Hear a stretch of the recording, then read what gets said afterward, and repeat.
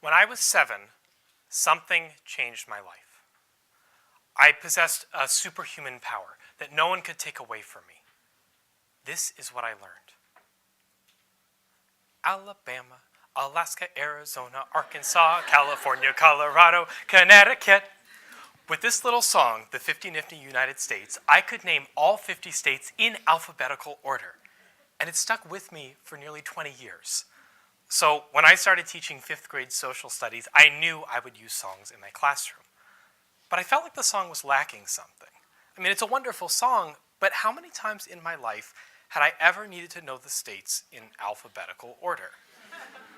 I wanted a song that would do something more for my students. So I wrote one. It's called Tap the Map, and instead of going in alphabetical order, it goes in geographic order. Take a look. Maine, New Hampshire, and Vermont, New York, Massachusetts and Rhode Island, Connecticut, New Jersey, Delaware and Maryland, Pennsylvania to the north. And then it's West Virginia and Virginia too, North and South Carolina, Georgia, Alabama, Mississippi, Louisiana, Arkansas, Tennessee, Kentucky.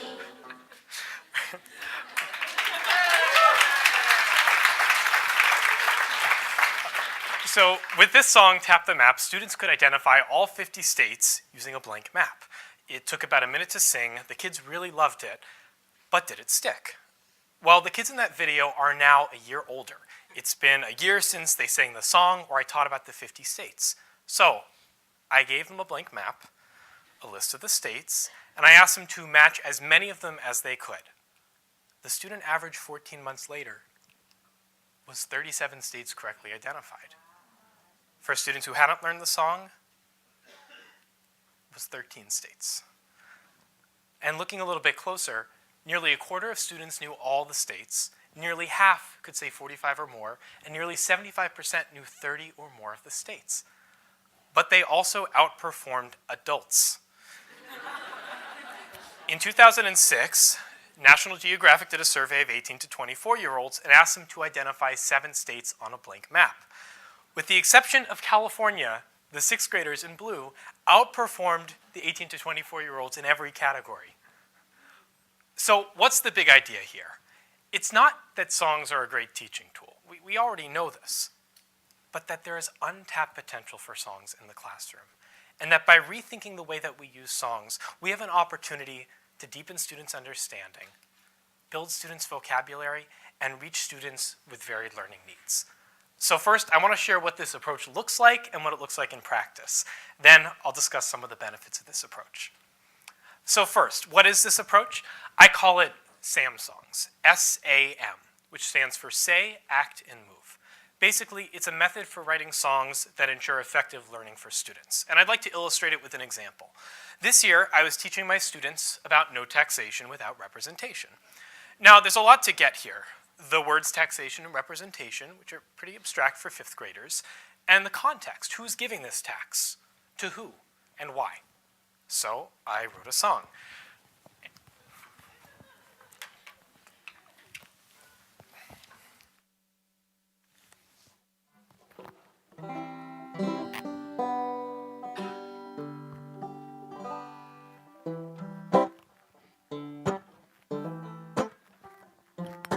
Hey there, colonists, my name is King George.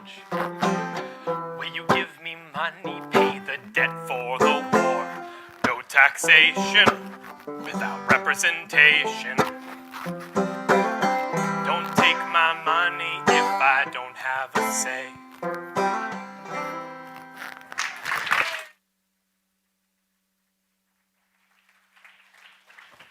All right, so let's break this down a little bit. First of all, what are students saying?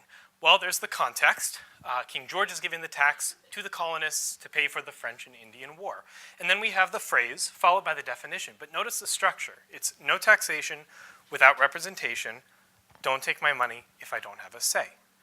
Now, how are students acting? Well, we're taking sides. I'm King George walking around for the first part, and the students respond as the colonists. And when they respond, they get into it. Like, they put their arms together. They, like, turn away. Some of them, they do, like, the finger wag. So the students are taking on the colonist point of view, not just memorizing it.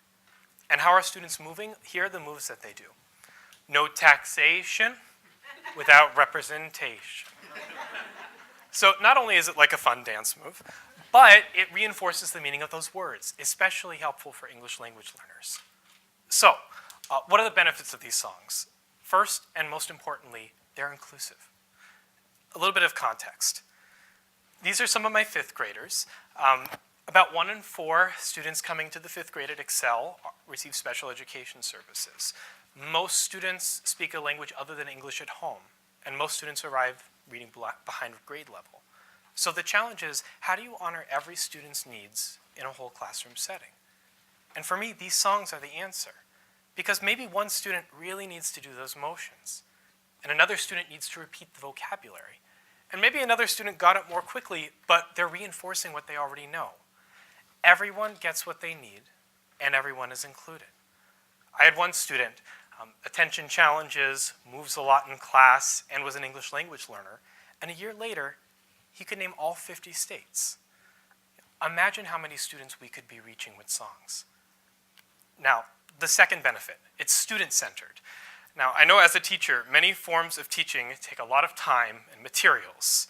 Flashcards, study guides, an elaborate Jeopardy PowerPoint review game. The thing is, it exhausts teachers, and it also keeps the students dependent on those materials. But with songs, all you need are the words and the motions. And once you know those, you don't need anything else. That saves time and materials for teachers. It allows the teacher to focus more on the student, and the students can practice anytime and anywhere, which leads into the third benefit. The songs are shareable. I put many of my songs on YouTube so that my students can practice at home. So before a test, I'll tell the kids, hey, I put up a new song, let's get it up to 1,000 views, we're gonna make it go viral. The kids go, yeah. And so they think they're doing me a favor when really they're studying. I had one girl told me she watched one of the songs 15 times in a row on the bus ride to school. Another student said that they showed it to a family member who's studying for a citizenship exam. So you may have one of two concerns. First of all, singing isn't really your thing, or teachers are doing most of the thinking and not the students. If I'm writing all the songs, it's not asking a lot of cognitively demanding work of my students. Well, for both these problems, I have a solution. What if the kids write the songs? So to test this out, I taught my current sixth graders the SAM songwriting method. We happened to be studying India at the time, so I asked them to write a song answering this question. Why is the Ganges River so important to Indians? They read about the river, they got into groups, and here are the results. Oh, the Ganges River, it is important to us. We practice free religion and there is no fuss. We use the water to clean our clothes and for our crops to grow. We take baths in it and so do other people. We melt down. We melt down. We form a river. We form a river. Glaciers that ice coves, ice blocks. This one's them Himalayas, straight masterpieces. I said India is cool. India be praying. How about that goddess? She be so modest. There's a fire starting up in space. It is melting all the snow in the mountain range. The water's tumbling, it's making people say, let's go to Ganges and swim the night away. The Himalayas, they melt down. They create the river that flows throughout the town. And when I wake up, I'm soaking weak. 'Cause you got me bathing, and it's so sweet. I gotta get up, get my blessings, or else I'll have myself stressing in front of Mama Ganga. Ooh, river.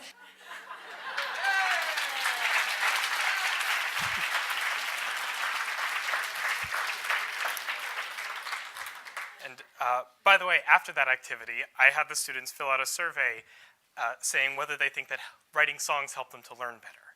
9 out of 10 students said yes. It's really hard to get 9 out of 10 middle schoolers to agree on anything. So, in closing, there is a power to songs. And I think that we've barely tapped their potential for the classroom. By rethinking the way that we use songs, we can reach more learners more effectively. And you'll have more moments like this. I'll leave you with a song. Montana, Wyoming, Colorado, New Mexico, Arizona, Utah, Idaho, Washington, Oregon, Nevada, California, Alaska, and Hawaii. And the capital is Washington, D.C.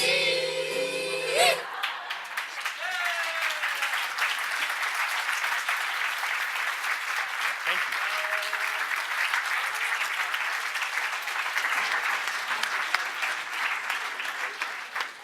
Thank you, Ben.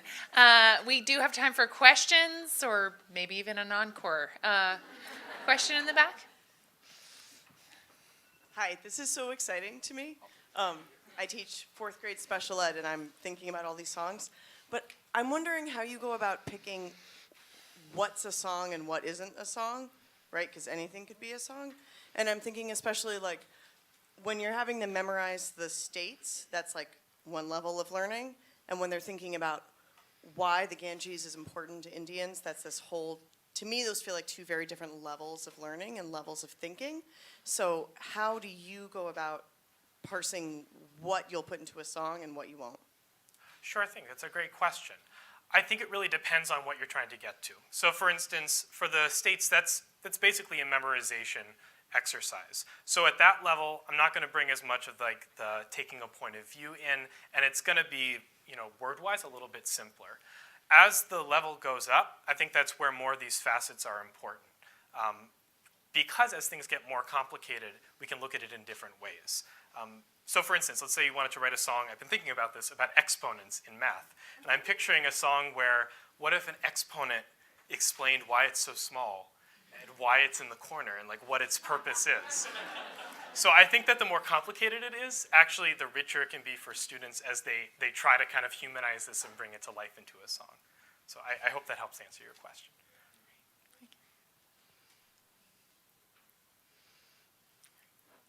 Well, thank you, Ben. Please join me in thanking Ben again.